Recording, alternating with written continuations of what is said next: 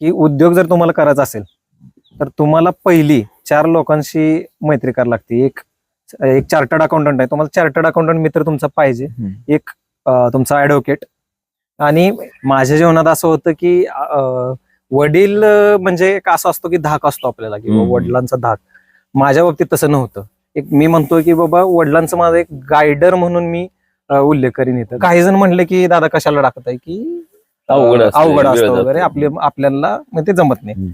मग ते वडिलांनी ते ठरवलं की बाबा जमत नाही तीच गोष्ट करायची. हे उद्योगाचे जर तुमच्या डोक्यावरती मनावरती जर काही शब्द लहानपणीच जर असतील तर तुम्ही त्या क्षेत्रामध्ये नक्कीच विचार म्हणजे आपल्यापेक्षा जास्त करू शकता. असं म्हणू की इंटरमिजिएट एक टेकडी आहे आणि फायनल डोंगर आहे. सुरुवात एकदम मस्त झाली. सीपीटी फर्स्ट अटेम्प्ट झालं होतं.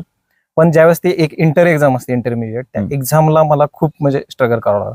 मग तो फायनान्शियली असो किंवा आपला अकॅडमिक असो आणि मेंटलीही म्हणता येईल मला. मनामध्ये जर जिद्द असेल, चिकाटी असेल आणि सगळ्यात महत्वाचं म्हणजे आपण निवडलेल्या रस्त्यावर आपला विश्वास असेल तर आपल्या आयुष्यामध्ये आपल्याला यश हे नक्की मिळतं. बऱ्याच जणांच्या वाटेला ते कधी लवकर येतं तर बऱ्याच जणाला दीर्घकाळ संघर्ष देखील करावा लागतो.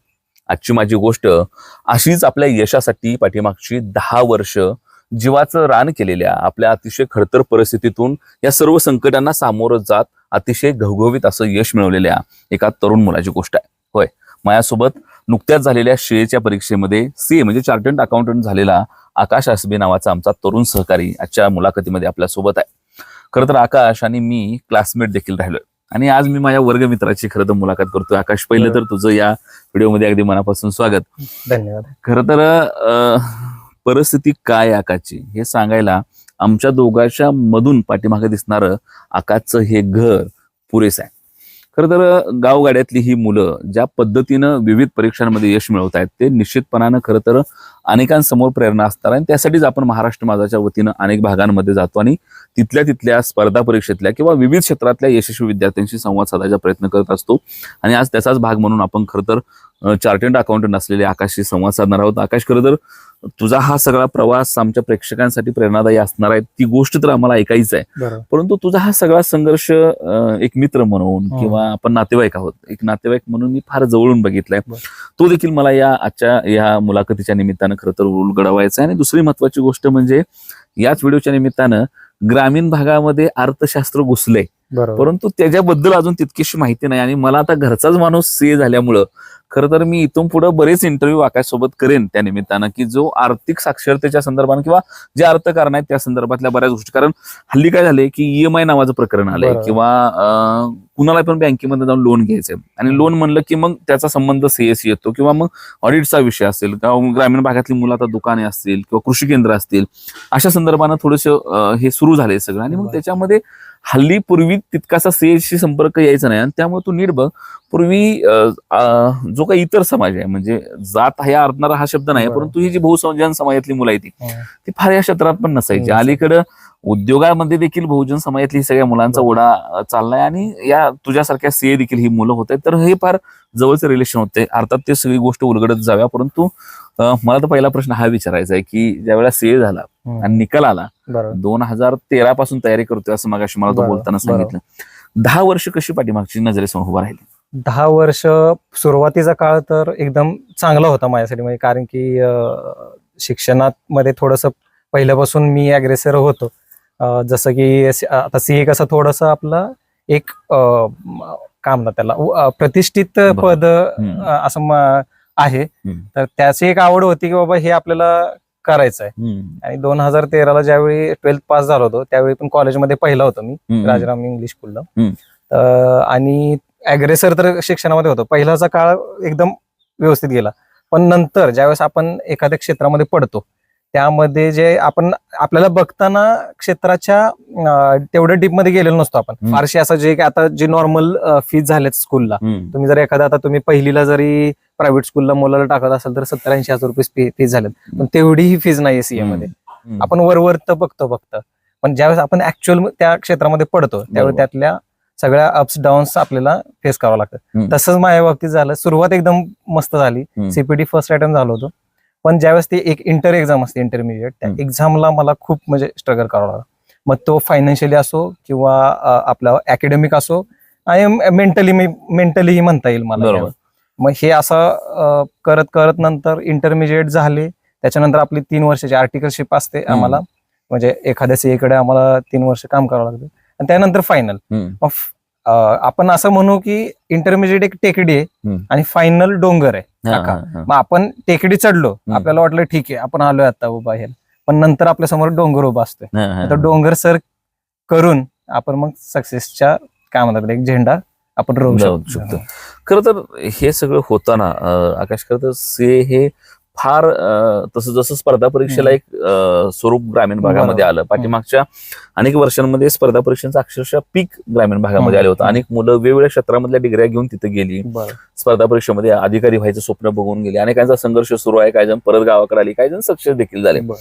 परंतु सीए ह्या गोष्टीबद्दल फार ग्रामीण भागामध्ये चर्चा नसते. आपल्याकडे कॉमर्सला जाणारी मुलं देखील सीए पर्यंत फार कमी जातात. तर तो टक्का काय हे देखील आम्हाला आमच्या प्रेक्षकांना ते ऐकायला आवडेल की कितीचा टक्का तो असतो, आणि या परीक्षेबद्दल आता लोकांमध्ये थोडंसं हे व्हायला लागलंय, परंतु त्याची काठिण्यता पातळी तितकी अवघड असल्यामुळे लोक जात नसतील का, काय वाटतं तुला? काठिण्यता तर आहेच. मी जसं म्हटलं की आपल्याला त्या ह्याच्यामध्ये गेल्यानंतर क्षेत्रामध्ये कळतं की बाबा एवढं एवढं आहे. आणि दुसरी गोष्ट की जे आपण म्हणतोय आता, जसं आपलं पहिल्यांदाच बोलणं झालं की उद्योगामध्ये आपला समाज नाहीच आहे हा इतर समाज, जो जैन मारवाडी आहे म्हणा किंवा जो काही वाणी समाज आहे, हे पहिल्यापासून ह्याच्यामध्ये आहेत उद्योगामध्ये. त्यांना एक बेसिक बाबा, आता आपण म्हणतो की एखाद्या डॉक्टरचा मुलगा त्याला डॉक्टर होणं सोपं का जातं, किंवा एखाद्या शिक्षकाचा मुलगा उच्च शिक्षित होण्यात थोडासा फायदा का होतो, का तर ते घरातूनच कुठंतरी ऐकलं गेलेलं असतं किंवा काही शब्द रुजलेले असतात मनावरती. तसंच याच्यामध्ये उद्योगाचे जर तुमच्या डोक्यावरती मनावरती जर काही शब्द लहानपणीच जर असतील तर तुम्ही त्या क्षेत्रामध्ये नक्कीच विचार म्हणजे आपल्यापेक्षा जास्त करू शकता. तसंच सीए मध्ये आहे. सीए मध्ये तुम्हाला आधी पहिलं तर बिझनेसचं नॉलेज पाहिजे, आणि बिझनेस कसा करायचा ह्याच्यापासून तो बिझनेस म्हणजे बॅकएंडला जे काही कामं होतात, किंवा बिझनेस तर पुढे चालतोय पण बॅकएंडला जे काही कामं होतात किंवा काय पॉलिसी असतात, काही टॅक्स रिलेटेड मॅटर्स असतात, तर ह्याच्यासाठी चार्टर्ड अकाउंटंटकडे बरंचसं नॉलेज असतं. बरोबर. तर काठिण्यता मी परत तेच म्हणेन की आपली इतर समाजाची लोक ह्यामध्ये खूप कमी आहेत, जसं ऍज कम्पेअर्ड टू गुजर मारवाडी. वातावरणच मूळचं तसं पोषक नसल्यामुळे, चर्चा मूळची नसल्यामुळे, चर्चा त्या क्षेत्राबद्दल नॉलेज नसणं हे आपण आहे. या सगळ्या गोष्टी खरं तर मला पुन्हा मूळ तुझ्याबद्दल यायचं. आता हे आपण असंच समीकरण ठेवायचं, थोडंसं ह्या क्षेत्राबद्दल हे बोलून थोडं पुन्हा तुझ्याकडे मला तर सुरुवातीपासून यायचं आहे की खरं तर हे पंढरपूर तालुक्यातलं तावशी नावाचं गाव आहे. आता तुझ्याकडे येत होतो त्यावेळेला देखील अतिशय कशात वळणाच्या येड्या वाकड्या रस्त्याने तुझ्यापर्यंत आलोय. तर ह्या अशा गावातून आपण जाणं, ह्या अशा परिस्थितीतून आपण जाणं, संघर्ष 5वीला पुजलाय पाठीमागं. अर्थात वडील होते तोपर्यंत ठीक आहे, कारण हा एक मधला मला तो काळ विचारायचा आहे, कारण बाप हा कुठल्याही शिकणाऱ्या मुलाच्या पाठीमागचा खंबीर आधार असतो, परंतु अशा काळामध्ये आपले वडील निघून जाणं, ज्यांनी हे स्वप्न बघितलं होतं, त्याबद्दल देखील मला विचारायचं. परंतु त्याच्या अगोदर ह्या तावशीसारखं गाव, ज्या गावामध्ये तसं इथनं पलीकडे इष्टी जात नाही, पुन्हा तावशीलाच शेवटची इष्टी, ती इथं मुक्कामी राहते, असं गाव, वाडी वस्तीवरचं तुझं राहणं, हे सगळं कुटुंब, घरची पार्श्वभूमी मूळची शेतीची सगळी, तर ह्या सगळ्याच्या मध्ये अशा पद्धतीनं ग्रामीण भागातून ज्यावेळा तू मंगळवेढ्यामध्ये पंढरपूर आणि पुढचं जे शिक्षण घेतलं, त्या काळाबद्दल आम्हाला कसं सांगशील? तो काळ कसा होता, तिथं कशा पद्धतीनं जडणघडण झाली, त्यावेळेचे दिवस कसे होते? त्यावेळी जसं की म्हणजे आपण म्हणतो का हे, पण की त्यावेळी असं काही मोठी स्वप्न असतात याची, पण याचं एवढं मोठं स्वप्न नव्हतं. पण ज्यावेळेस मी 12th कॉमर्स मध्ये फर्स्ट आलो त्यावेळी पंढरपूरला होतो आपलं राजाराम इंग्लिश स्कूलला, आणि त्यावेळी वडिलांचं एक हे झालं की बाबा मुलाला आता काय करायचं, 12th कॉमर्स. आता आपल्याकडे जनरली गावी कसं असतं, मुलगा जर टॉप शाळेमध्ये जरा बऱ्यापैकी असेल की आपण डायरेक्ट त्याला सायन्सला घालतो, मग सायन्स झालं की इंजिनिअरिंग आहे, डॉक्टर वगैरे अशा गोष्टी होत्या. पण ह्याच्या हटके म्हणजे ज्याला ऍडमिशन सायन्सला मिळत नाही त्यांनी खरं तर ऍक्च्युली कॉमर्सला घेतात. ही परिस्थिती आपली पंढरपूरची, किंवा सायन्सला ऍडमिशन मिळालं नाही मग कॉमर्सला घ्यायचं. पण माझं असं होतं की कॉमर्सचं ऍडमिशन मला घ्यावं लागलं हे बरोबर, पण वडिलांचं असं होतं की मुलगा टॉप करतोय मग कॉमर्समध्ये काय टॉप म्हणजे काय करायचं, तर कुठं म्हणजे असं बोलता बोलता काही आपले म्हणजे वडिलांचे जे काही मित्र आहेत ते उद्योगात आहेत, म्हणजे ज्वेलर्स वगैरे इकडे, ते म्हणले की दादा सीए मुलगा सीए ला मुलाला टाका. मग काही जण म्हणले की दादा कशाला टाकताय की अवघड असतं, अवघड वेळ असतं जातो. वगैरे आपल्याला मग ते जमत नाही. मग ते वडिलांनी ते ठरवलं की बाबा जमत नाही तीच गोष्ट करायची. ही वडिलांची एक जिद्द होती सीएची, त्यामुळे मग तशी माझी एंट्री झाली सीए मध्ये. आणि जसं मी आता पूर्वी म्हणजे आपण स्टार्टिंगला म्हटलं तसं की बाबा पूर्वीचा काळ माझा एकदम भारी गेला सीए मध्ये, मग नंतर स्ट्रगल. नंतर ते सगळ्या गोष्टी आल्या. खरं तर वडिलांचा जाणं हे 2 वर्षापूर्वी वडिलांचं निधन झालं. मग अशी तुम्हाला ज्यावेळेला आपण शेतातनं फेरफटका मारत होतो त्यावेळेला सांगत होता की मी सीए होणं हे आईला किंवा लहान भाऊ आहे तुझा विकी, ज्याचं आता सरकुलीमध्ये दुकान आहे खताचं, तो त्यांना फार ह्या गोष्टीबद्दल माहित नव्हतं किंवा ते अनभिज्ञ होते तशी लोक. पण वडील म्हणजे दादांना मात्र ह्या सगळ्या गोष्टी माहित होत्या. सीए कोण असतो, काय करतो हे माहित होतं. आणि आपला मुलगा सीए झाला पाहिजे. तू मध्ये हेही सांगितलं की बराच 10 वर्षाचा काळ गेलाय, निराशा आली त्यावेळी देखील खचायचं नाही हे वडिलांनी सांगितलं. तर तो वडिलांचा तुझा कसा संवाद व्हायचा, काय आठवण येत, आणि वडिलांच्या जाण्यानं काय फरक पडतोय का मुलाच्या? नक्की वडिलांच्या जाण्याने खूपच मोठाच पोकळी आहे, तशी कुटुंबालाच पोकळी. माझ्या जीवनात असं होतं की वडील म्हणजे एक असं असतो की धाक असतो आपल्याला, की वडिलांचा धाक. माझ्या बाबतीत तसं नव्हतं. एक मी म्हणतो की बाबा वडिलांचं माझं एक गायडर म्हणून मी उल्लेख करीन येतो. कारण की प्रत्येक गोष्टीत कुठे अडचण आली, इव्हन अकॅडमिक त्यांचं शिक्षण झालेलं नव्हतं फारसं, पण तरी ते शिक्षणाच्या बाबतीत मात्र खूपच नॉलेज म्हणा किंवा एक चांगला सल्ला देणारे होते. मला जिथं जिथं अडचण यायची किंवा मला निराशा वाटायची, आता जसं म्हटलं इंटरमिजिएटची एक्झाम, त्यामध्ये मला बऱ्याच वेळा मी फेल झालेलो एक्झाम. आणि अशा वेळी पण मला म्हणजे आपण गिव्हअपच्या ह्याच्यापर्यंत जातो. तर अशा वेळी आपलं कुटुंबच मॅटर करतं किंवा आपल्या मागे एक माणूस कोणतरी खंबीर उभा पाहिजे. ते माझे वडील होते. आणि वडील वारले त्यावेळी मी ऍक्च्युली फायनलला म्हणजे फायनलची एक्झाम देत होतो. आणि तो एक सपोर्ट माझ्यानंतर म्हणजे तिथून मला गेलाच, म्हणजे तिथून की सपोर्ट पुढं वडिलांचा मिळाला नाही. पण त्यांचे जे काही आतापर्यंतचे जे हे होते सपोर्टिव्ह शब्द होते, वाक्य होते, किंवा जे बाबा जिद्द त्यांची आपण त्यांच्या डोळ्यात पाहिलेली, ते आपण म्हणजे ते पुढं पाहत आलेलो आहे. खरं तर हे सगळं ग्रामीण पार्श्वभूमी मी म्हणालो तसं हे असं पद्धतीनं आडवळणाचं गाव, आणि त्यातनं हा तुझा संघर्ष आहे. पुण्यामध्ये बराच काळ तुझा गेला. तू सीए करायच्या आधी पण मला वाटतं की मी ज्यावेळेला एमपीएससी साठी पुण्यात आलो होतो 1 वर्ष, म्हणजे आम्ही जे उद्योग केलेत पत्रकारितेच्या आधी, त्यात मी थोडंसं चाणक्य मंडल वगैरे आसपास थोडीशी स्पर्धा परीक्षा वगैरे केलेत या सगळ्या गोष्टी. आणि मग त्या काळामध्ये आपली भेट झाली होती. तू कुठल्या तरी बँकेत काहीतरी सहकारी बँकेत काम करत होता तेव्हा. मला आठवते की सीए व्हायच्या आधी 6-7 वर्ष तू त्या सीएच्या ऍक्च्युली काम केलंय ते सगळं. तर तो कसा एक्सपिरियन्स होता आणि आज त्याचा काय फायदा होतो तुला, किंवा ते 10 वर्ष पुण्यातली कशी आहेत? बरोबर. आता पुणे गेल्यानंतर फर्स्ट हे होतं की 12thच झाली होती फक्त, जस्ट 12th झाली होती. आणि मग पुणे सगळं म्हणजे आता कसं होतं की शहरांमध्ये कसं होतं, आपण पहिल्यांदा ज्यावेळेस जातो त्यावेळेस आपण हडबडतो म्हणण्यापेक्षा इकडचे खूप आपल्याला आठवण येणं म्हणा, किंवा एक आपण कुटुंब सोडून गेलेलो असतो तिथं, एकटं राहणं, हॉस्टेलवर राहणं, ते मेसचं जेवण, ह्या गोष्टी त्रासदायक तर आहेतच, पण तेवढ्याच प्रेरणादायी पण आहेत आपल्या स्वतःसाठी. कारण की हा जो स्ट्रगल काळ म्हणतो आपण, तोच आपल्याला पुढं घेऊन येत असतोय. आणि जसं की आपण विद्या सहकारी बँकमध्ये भेटलो, तो काळ असा होता की जस्ट म्हणजे मी सीपीडी पास आउट केली होती, आणि आम्हाला म्हणजे मला कामाचं मी एक सपोर्ट हे करत होतो, शोधत होतो त्यावेळी. ते विद्या सहकारी बँकमध्ये थोडंसं काम वगैरे करणं, ह्या बऱ्याच ठिकाणी काम केलं. मागचे 6-7 वर्ष झाले कामामध्येच आहे, सीए मधल्याच. आणि आता सीए झालोय तर आता तर म्हणजे हे पूर्णपणे तेच काम करणार तुझं.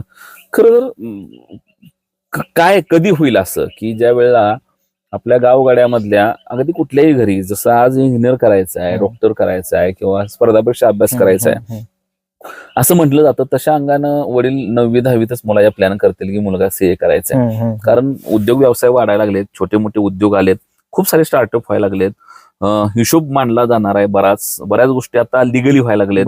पूर्वी बराच पैसा वाचवला जायचा किंवा तो 2 नंबरनं ठेवला जायचा. आता हे सरकार असेल किंवा मग शासनाची धोरणं असतील, जरा बऱ्याच गोष्टी कागदावर यायला लागलेत. तर अशा वेळेला खूप सारे सीए आपल्याला लागणार आहेत. आणि जितके जास्त हे सगळी चार्टर्ड अकाउंटंट आपल्याकडे राहतील, तितका जास्त व्यवहार कागदावर येणार आहे.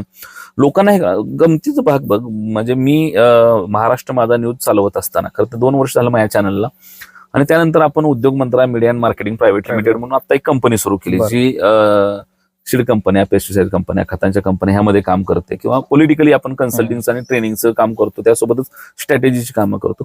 या अशा अंगानं ही सगळं आपलं चाललेलं असतं. त्यासाठी मी कंपनी ज्या वेळेला रजिस्टर करायला गेलो त्यावेळेला आईला एवढं असते का ह्या कंपनी रजिस्टर करायला, असं मला वाटलेलं. म्हणजे ह्या सगळ्या गोष्टी आहेत. ही फिलिंग नक्की वेगवेगळ्या लोकांना, प्रोप्रायटरशिप असू दे, प्रायव्हेट लिमिटेड असू दे, किंवा कुठलाही गोष्ट कागदावर आणायची म्हणलं, टॅक्सच्या संदर्भात कुठल्या गोष्टी असेल तर त्याला सीए कन्सल्टंट म्हणून लागतात, ट्रेनर म्हणून लागतात, कोच म्हणून लागतात. हे सगळं ठेवायला, हिशोब ठेवायला म्हणून, तुमचा अकाउंट मेंटेन करायला हे सगळ्या गोष्टी, ऑडिट छापायला लागतात. ही लोक लागणार आहेत आपल्याला. तर ह्या ग्रामीण भागातल्या मुलांनी जास्तीत जास्त ह्या सीए गोष्टीकडे यावं, यासाठी काय व्हावं असं वाटतं, किंवा कसा बघतो तू काय सांगशील? मी असं म्हणेन की ह्या गोष्टी तर वाढलेल्याच आहेत. जसं की उद्योग मध्ये आपली लोक वाढलेली आहेत, बरोबर, पण जशी पाहिजे तशी आर्थिक दृष्ट्या जी नॉलेज पाहिजे, किंवा आपण म्हणतो की एज्युकेशन, फायनान्सचं एज्युकेशन तेवढं इथं नाहीये. जसं की मी म्हंटल पहिलंच की सायन्सला, जसं मुलं 12th झाला किंवा 10वीतला चांगले मार्क मिळाले की सायन्सला ऍडमिशन घेण्याची हे जास्त आहे आपल्याकडे. कॉमर्सकडे तिथं एक ऑप्शन म्हणून बघितला जातो. पण ऍक्च्युअली जर तुम्हाला उद्योगात जायचं असेल किंवा एखाद्या उद्योग क्षेत्रामध्ये काही वेगळं काही असं करायचं असेल तर तुम्हाला कॉमर्सचं नॉलेज असणं गरजेचं आहे. कॉमर्स म्हणजेच उद्योग आहे. आणि हे जे बॅक एंडला आता तुम्हाला ज्या गोष्टी नवीन कळल्या त्या तुम्हाला कॉमर्सच्या शिक्षणामध्ये कळल्या असत्या, बरोबर, हे आहे. आणि दुसरं सीएस मध्ये ऍडमिशन वाढायचं सध्या तरी असा हे आहे आता ट्रेंड की गेले 2-1 वर्ष झाले सीए मध्ये पासिंग पर्सेंटेज वाढलाय. रिक्वायरमेंट सीएचे आहेच, पण शुअरिटी ही नाही की तुम्ही ऍडमिशन घेतलं आणि पास व्हालच. तो म्हणजे एमपीएससी, एक वेळ एमपीएससीचा त्या लेवलचाच मी हे म्हणेन की आता एमपीएससी फक्त महाराष्ट्र शासनापुरतीच असते आणि सीएचं ऑल इंडिया लेवलला कॉम्पिटिशन राहतं, कारण की पूर्ण देशभरातून मुलं बसतात ह्या एक्झामला. आणि हा मोठा काळ पण आहे, कोर्स मोठा आहे, 5 वर्ष पूर्ण कोर्स आहे. तो पूर्ण करण्यासाठी जसं की मला 10 वर्ष जवळपास घेतली मी. मग ते मध्ये वडिलांचं जाणं असू द्या, कोविड असू द्या, ह्या सगळ्या गोष्टींना आपण फेस करत हे आलं. पण हेच आहे की पास पर्सेंटेज वाढवायचं असेल तर त्या बाबतीत अगोदर नॉलेज घेणं, दुसरे चांगले क्लासेस आणि जिद्द महत्वाचे. स्वतःच्या गोष्टीवर वाढेल वाढणं हो, वाढू शकतं. आणि आता जसं की आपल्या इतर समाजातील मुलं कमीच आहेत, पण त्यांना नॉलेजच नाहीये त्या बाबतीत की बाबा हा कोर्स असतो. आणि हा म्हणजे जरी असला, आता आपल्याला माहिती आहे की बाबा PSI वगैरे व्हायचं असेल तर एमपीएससी करावं लागते, राज्यसेवा करावं लागते. त्यातून आपण बरेचसे विद्यार्थ्यांना कोणाकडून गावात म्हणा किंवा कुठून तरी माहिती मिळते, पण तशी सीएची माहिती कमी आहे.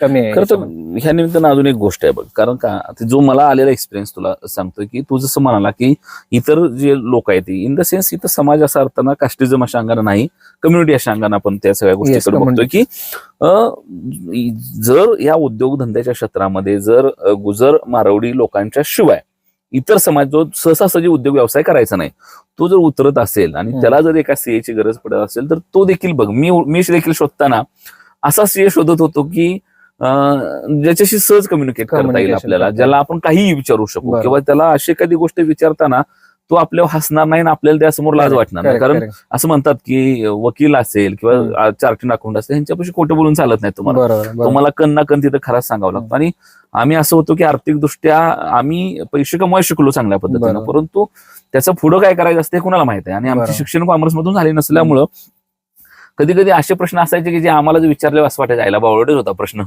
पण मग अशा वेळेला कुठंतरी कम्फर्ट झोन ग्रामीण भागातले लोक, आणि ग्रामीण भागातली का म्हणतो विशेषतः कारण अलीकडे गावगाड्यामधली अनेक मुलं विविध दुकानं, वेगवेगळ्या शॉपिंग सारख्या गोष्टी, किंवा सगळ्यात महत्वाचं म्हणजे आता सगळ्यात मोठी जी गोष्ट आहे ती ग्रामीण भागामध्ये BSc ऍग्री करून कृषी सेवा केंद्र टाकण्याच्या आपल्याकडे फंडा सुरू झालाय. तर कृषी सेवाधारक असतील किंवा मग इतर कुठलेही व्यावसायिक असतील किंवा साधं गाडीचं लोन जरी करायचं झालं तर आपला साधा ITR, तुला गंमत सांगतो, मी जेव्हा 2-1.5 वर्षापूर्वी पहिली गाडी घेतली त्यावेळेला मला सिबिल माहित नव्हतं काय. बरोबर. तो बँकवाला मला म्हणला की सिबिल आहे का. आता हे सिबिल गोर असते का काळा असते, ते प्लस असते का मायनस असते, कुणा बापाला माहित आहे ती. मग त्यानं स्कोर बघितला तर तो म्हणला तुमचा प्लस बी नाही मायनस बी नाही, तुमचं सिबिलच नाही, 0. याच्या अगोदर कधी लोनच नव्हतं केलं, म्हणजे देत पण नव्हते. आपली परिस्थिती इतक्या फाटक्या होते की आपल्याला लोन कोणी द्यायची ही परिस्थिती होती. त्यामुळं ह्या सगळ्या गोष्टीमधनं ज्यावेळेला आपण संघर्ष करून वर जातो त्यावेळेला एक असा माणूस पाहिजे असतो की जो आपल्यावर हसणार नाही आणि जो आपला वाटेल आणि जो मनापासून सगळ्या गोष्टी सांगेल. म्हणजे तुला दोन गोष्टीत काम करायचं आहे, की तुम्हाला हे लोकांचं सगळं ऑडिट बघायचं आहे, सगळ्या गोष्टी हाताळायच्या, त्या आर्थिक गोष्टी बघायच्या आहेत, कन्सल्टिंग आहे, त्यातलं सगळं आहे. पण दुसऱ्या बाजूला प्रबोधन देखील आहे. कारण तुमच्याकडं एखादी गोष्ट घेऊन येणाऱ्या माणसालाच माहित नसते की याचं पुढे काय होणार. आणि मग अशा वेळेला एक आपला माणूस तिथं असावा ही फिलिंग असते. तुझी पर्सनॅलिटी बघितलं की तू आम्हाला एकदम गावाकडचा माणूस वाटतो, जवळचा वाटतो, आपला वाटतो. ग्रामीण भागातला कुठलाही माणूस जरी उद्या तुझं कुठं ऑफिस झालं तुझ्यापाशी यायचं म्हटलं तर तू अगदी हक्काने येऊन तुला विचारेल की साहेब काय करू आणि कसं करायचं. तर अशा वेळेला आपण अशा लोकांच्या कामी येऊ आणि तिथं जास्त काम करता येईल असा कधी विचार केलाय? नक्कीच तसा तर विचार केलेलाच आहे. आपण शिक्षण घेतोय हे फक्त म्हणजे पूर्ण ट्रेंड चेंज करण्यासाठी. आपल्या जसं की आता आपण नातेवाईकच आहेत, आपल्या नातेवाईकमध्ये चार्टर्ड अकाउंटन्सी बद्दल नॉलेज किंवा ह्याचं अगोदर कुणाकडेच नव्हतं. गायडन्स सीए नव्हताच. म्हणजे मी पहिला आपल्या नात्यातलं मी सीए पहिला म्हणता येईल. पण ते आहे. आणि जसं की उद्योगाचं पण जे नॉलेज पाहिजे तेही आपल्या ह्याच्यामध्ये नाही. आता आपली बरेच आता आमचंच म्हणजे विकासचं आपल्या शॉप वगैरे आहे. म्हणजे बिझनेसमध्ये नवीन नवीन मुलं आपले उतरत आहेत. आपली म्हणजे आपल्या मागची पिढी पण उतरते, त्यांना आता उद्योगाचं चांगलं हे कळत आहे. पण तरीही जे काय म्हणजे आपल्या कम्युनिकेशन पाहिजे किंवा फायनान्स बद्दल कम्युनिकेशन पाहिजे तो नक्कीच एक तुटवडा निर्माण होतोय. आर्थिक साक्षरता जी कमी आहे आपल्या ह्याच्यामध्ये ती वाढण्यासाठी आपल्यातल्या म्हणजे जे आता आपण इतर म्हणतोय त्या लोकांनी उतरणं गरजेचं आहेच. आणि चार्टर्ड अकाउंटंट झाल्यानंतर त्या व्यक्तीला म्हणजे आता मी असू द्या, मी ग्रामीण भागातून जरी आलोय आपण, पण ज्यावेळेस तो चार्टर्ड अकाउंटंटची जी जर्नी असते त्यामध्ये तू पूर्ण त्या लेवल पर्यंत त्याचं थिंकिंग होऊन ते शिकून म्हणजे ज्या गोष्टी तुम्हाला शिकायच्या आहेत बिझनेस मधल्या म्हणा किंवा ज्या काही ते अकॅडमिक तर आहेच सीए मधलं, पण त्या लेवलनं त्या बिझनेसची एखादी कुवत म्हणा किंवा बिझनेस समजून घेणं, त्याचं जे बाबा स्ट्रॅटेजीज समजून घेणं, ह्या पण गोष्टी समजून घ्याव्या लागतात. तर ह्या गोष्टी झाल्यानंतर नक्कीच फरक पडेल. आपल्या इतर म्हणजे जे काय उद्योग धंदे नवीन नवीन होत आहेत त्या लोकांना कम्युनिकेशनसाठी नक्कीच फायदा होईल. खरं तर पुन्हा पुण्याकडे यायचं आहे, कारण पुन्हा ग्रामीण भागामध्ये स्पर्धा परीक्षा करणारी पोरं असतात, ते सीए करणारी पोरं असतो, एक काळ जावं लागतो. आणि मग अशा वेळेला ज्यावेळेला हा काळ जात असतो त्यावेळेला या टायमामध्ये दोन बाजूला संघर्ष सुरू असतो. तुझा संघर्ष तिथं त्या परीक्षांशी सुरू आहे आणि दुसऱ्या बाजूला कुटुंबाचा संघर्ष गावात सुरू असतो. ते सगळं सांभाळून सगळ्या प्रपंचाचा गाडा हाकून तुला 4 पैसे पाठवून द्यायचे असतात. कधी तशी ओढाताण झाली ते दिवस कसे होते, ते कसं भागायचं? ओढाताण म्हणजे तशी फारशी ओढाताण झाली नाही, कारण की सीए मध्ये जास्त फीज नाहीये. फक्त तुमचं राहणं आणि तुम्ही जो काळ तिथं घालवताय, राहणं खाणं तुमचं जे काय लाईफस्टाईल आहे त्याच्यावरती जो काही खर्च होणार आहे. फारशी असं जे काय आता जे नॉर्मल फीज झालेत स्कूलला, तुम्ही जर एखादा आता तुम्ही पहिलीला जरी प्रायव्हेट स्कूलला मुलाला टाकत असाल तर 70-80 हजार रुपये फीज झालेत, पण तेवढी ही फीज नाहीये सीए मध्ये. तर तुम्हाला साधारणपणे प्रत्येक स्टेजला 50,000 रुपये पर्यंतचा खर्च इन्स्टिट्यूटचा येतो. पण ऍज सच असा म्हणजे इन्स्टिट्यूटचा मोठा खर्च नाही. दुसरं हे झालं की फायनान्शियली पहिल्यांदा थोडंसं बेटर गेलं, पण ज्यावेळेस वेळ लागत गेला मग ते घरच्यांना पण थोडंसं हे करणं अवघड जात होतं. पण ते आपलं एक आम्हाला 3 वर्षाची आर्टिकलशिप असते, त्यामध्ये मला स्टायपंड वगैरे भेटणं वगैरे काम करत करत, आणि मी म्हटलं जसं की लास्टचे म्हणजे 7 वर्ष जे आहेत ते आपण कामच केलं, त्यामुळे ते फायनान्शियली तरी आपण थोडं स्टेबल होतं. खरं तर शेवटाचा प्रश्न हा, आज अनेक जण हा व्हिडिओ बघत असतील, अनेक जणांना वाटत असले आपल्या मुलानं सीए व्हावं, आपल्या मुलीनं सीए व्हावं. आज अनेक जण आपल्या नात्यात देखील तशा पद्धतीचं काम करतात, प्रयत्न करतात. तर त्या मुलांना या परीक्षेबद्दल आणि त्यातला जो एक संयम राखावा लागतोय त्याबद्दल काय सांगशील? एकदम म्हणजे एकदम चांगला हाच हे आहे की बाबा गायडन्स. मी जसं म्हटलं की आपल्या फॅमिलीमध्ये कोणी आतापर्यंत नव्हतं, तसंच की गायडन्स देणार कोण नाही, पण आता आपल्याला युट्यूब वरती किंवा ह्याच्यावरती आता गायडन्स बराचसा मिळतोय.